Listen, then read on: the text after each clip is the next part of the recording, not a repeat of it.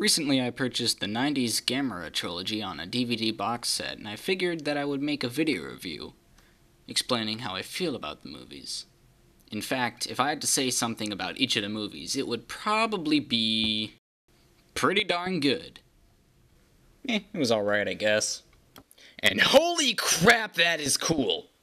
Now, this movie trilogy is actually pretty rare and out of print, and so they go for high prices online.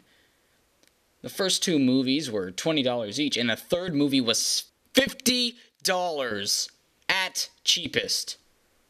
Why is it so expensive? The box set with 3 movies and a fancy case no less goes for $60 at cheapest. Now, whenever one movie is about the same price as 3, something's wrong.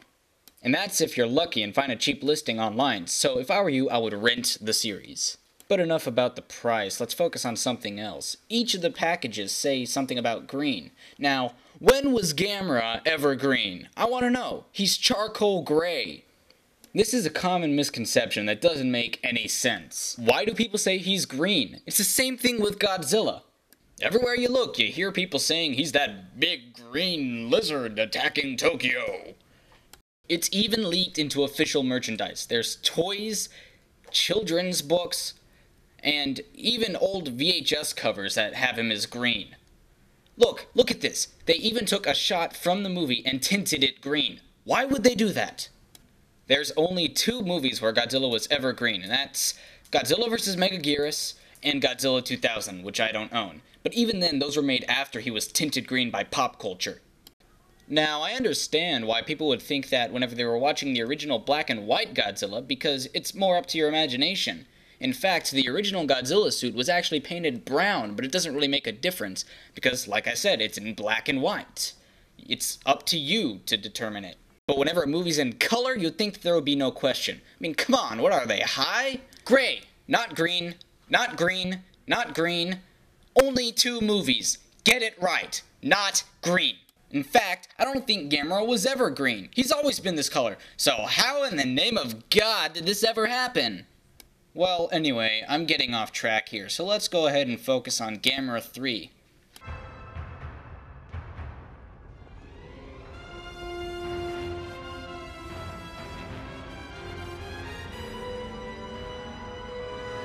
So the basic premise is that this scientist girl comes across a village in, I don't know, secluded land or something, that stumbled upon a corpse of a monster. Turns out it's a Gyaos, one of the monsters that Gamera fought in the first movie. However, it seems that they've been resurfacing lately. Remember that now. Gyaos, resurfacing, problem.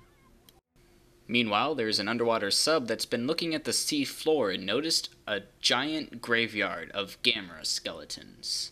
This is because, in this incarnation of Gamera, he's a genetically engineered construct created by an ancient civilization to fight the Gyaos. Gamera is usually telepathically linked with someone that has one of the special stones, which allows them to ask Gamera for help when needed. There's a girl that has this ability, but she's not in the movie till later.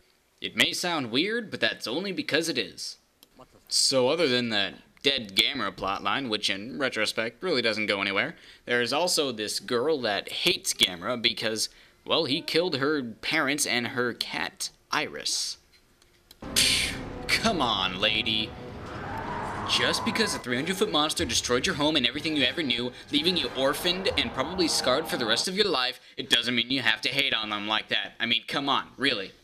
Obviously, you're in the wrong here.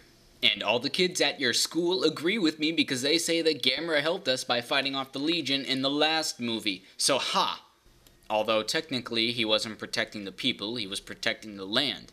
Which is admittedly a half-baked attempt at giving the film an environmental message, but don't worry, it doesn't get all preachy and stuff, it focuses on other things. So there's this cave where a monster is said to live, and the girl is pressured by local bullies to go inside and see what's in there. And of course this wouldn't be a monster movie if there actually wasn't a monster in the cave, and so she comes across it. And a special stone, much like the one that the other girl uses to control Gamera. And so she comes across the monster, and decides that she's gonna raise it, and name it after her dead cat Iris. Right, because, you know, whenever I think of giant monsters, I think of cute little adorable fluffy kitties. Aww. Anyway, while all that weirdness is going on, the Gyaos have come to Tokyo with Gamera in hot pursuit. And, it's pretty cool. There's a lot of cool flying scenes, but it's not... Whoa. Dude. Oh my god. Holy crap. Dude, Gamera means business. I mean, it doesn't matter what gets in his way. He's just going after the Gyaos.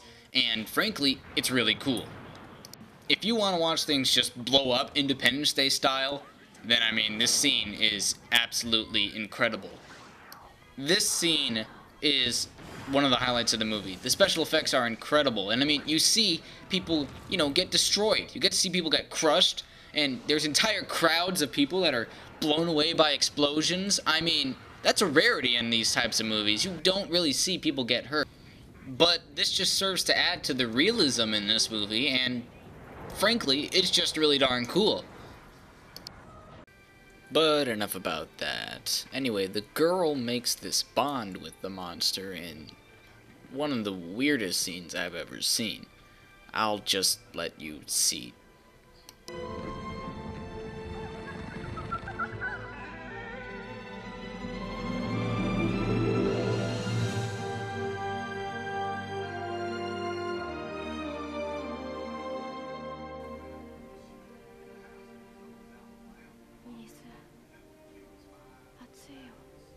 What? What's she doing?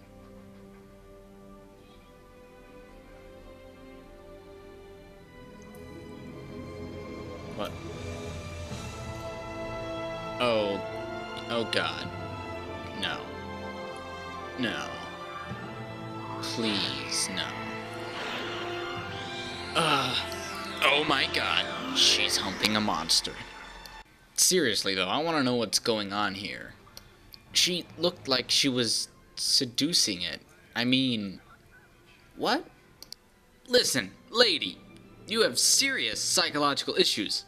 I mean, not only do you raise a monster that will grow up to destroy half the city and name it after your freaking cat, you start doing it. That's not normal. It's just weird. And in fact, there's a lot of scenes in this movie that are weird, mainly involving her. Although I have to say, that does add a lot to the movie's appeal. I mean, it's not just your typical monster movie, it has a lot of downright strange moments. It makes it unique. Which is probably why this movie is a lot better than the first two. I mean, for the first two movies, as good as they were just normal, they didn't have anything to add. But seriously, though, I could go without the monster sex.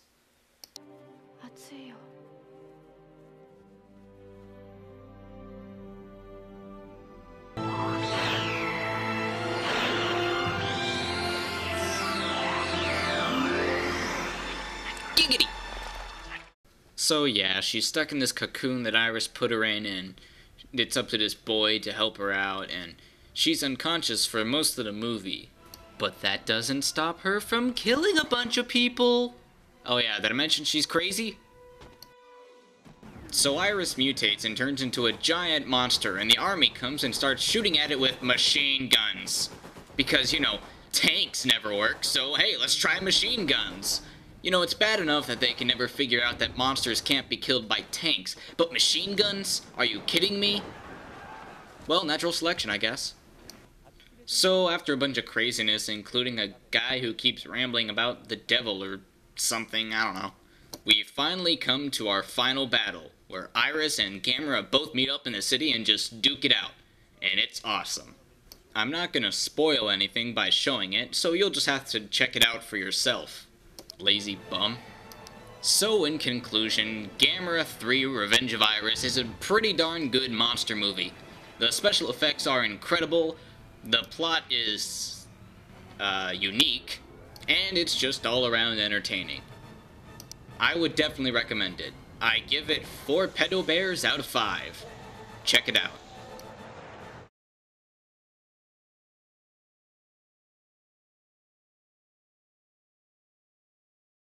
Giggity!